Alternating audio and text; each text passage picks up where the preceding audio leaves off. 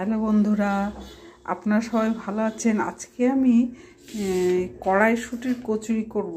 তার মধ্যে কাঁচা লঙ্কা আদা লাগবে আর এই মৌরি। এবার এই কড়াইশুঁটির সঙ্গে এই মশলাগুলো দেবো: ধনে, জিরে, গরম মশলা, রেড চিলি পাউডার, কাশ্মীরি লঙ্কার গুঁড়ো, গোলমরিচ, হলুদ আর নুন। মিষ্টি গুঁড়ো করা মিষ্টিটা দিয়েছি, নুন দিয়েছি আর এই ফোড়ন দিয়েছি।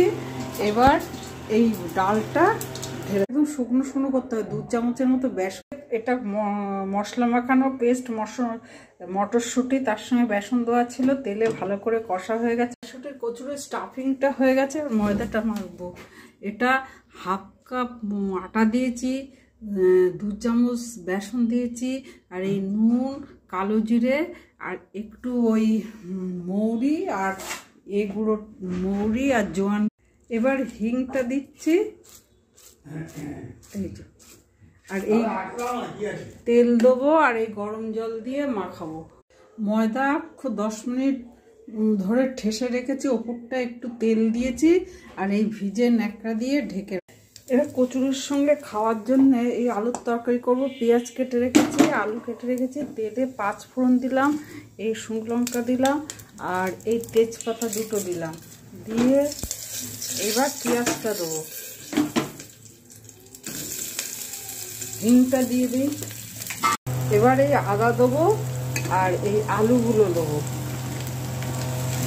নুন, হলুদ, জিরের গুঁড়ো আর এই গুড় দেবো, কসুরি মেথি দিলাম আর এই পাও ভাজি মটকার গুঁড়ো দিয়েছি। এবার গরম জল, একটা সিটি দেওয়া হয়েছিল, সেদ্ধ হয়ে গেছে। এবার একে একে দেবো সেই পুরটা, কচুরির পুরটা করেছিল, মশলা টশলা কষা আছে, এইটা একটু দেবো, এই ধনে পাতা দেবো, এই গরম মশলা দেবো আর একটু হিং দেবো, গন্ধ হওয়া থাকে যাতে, আর এই কাঁচা তেল দেবো।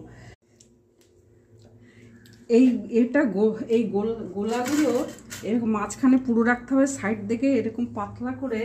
এই পুরটা যত একটু বেশি পুর দেওয়া যাবে তত খেতে ভালো লাগবে।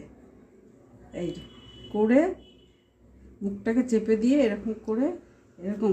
আর এই যে বেলাটা, এইটা খুব মানে প্রেস, হালকা হাতে বেলতে হবে, বেশি প্রেস করা যাবে না, নাহলে পুর বেরিয়ে যাবে। তেল গরম হয়ে গেছে, এবার তেলে এটাকে ছাড়বো।